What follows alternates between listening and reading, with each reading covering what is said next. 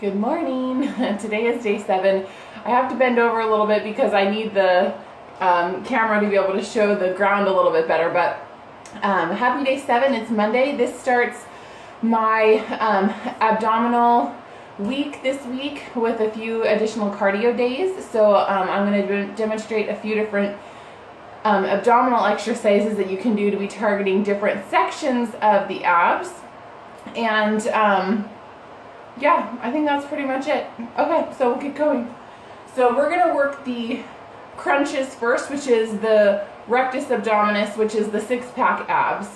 And keep in mind, your abs go right from your rib cage down to your pubic bone, all on the front here. So everything we do, if it's a forward motion crunch, then it's going to be targeting those ones. But we also need to think, because that's kind of a big muscle, that we need to focus on the top part, the bottom part, and then everything in between. So just one style of a crunch is not going to work your abs the best that you want. It's not going to really get them worked out in all the different areas just by doing one crunch. You need to kind of zone in a little bit more. So I'm going to show you 3 different ways. So first one is to get started for the upper abs here. So you're comfortable on your back. Gently kind of draw your lower back, like where the curve is, draw that into the mat a little bit. You can have your hands behind your head, but make sure not to pull on your neck. Just very, very gently, you're resting your head in your hands. That way all the work is happening from the abs. You're not pulling with your arms at all onto your head. So I'm resting my head in my hands, and then as I go up, it's a very small movement. But after I do a lot of these, and you can try to go and lift your shoulder blades up off, but even then, I'm still keeping the majority of my low back connected. By doing this, I'm going to start to really feel it in this upper region. Next, if you want to work the whole thing, it's easiest for me to extend my legs. And I'm going to use my arms for momentum since my abs are not fully strong. I still need my arms, but down the road I can do it without my arms, hopefully. Oh, I think my cat might come and say hello.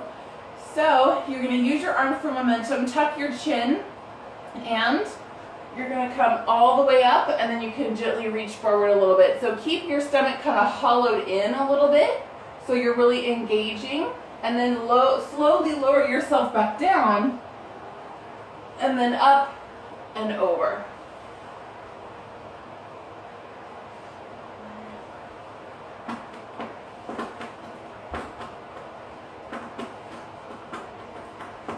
The more I try to not use my arms for momentum, it takes me a little bit longer. Like I can feel kind of the slowness and the delay.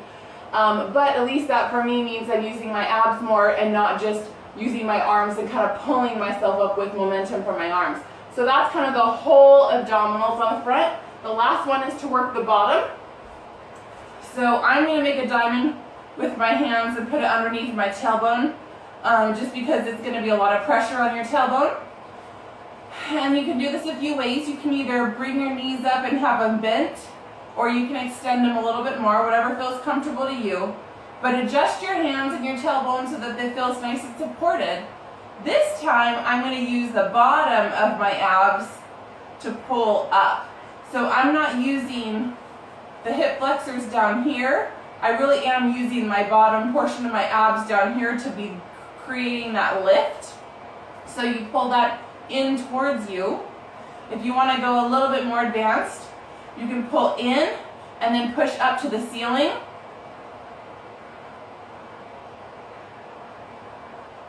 But you have to be careful that when you come back down, you really lower yourself down. You don't just smack back down on your tailbone.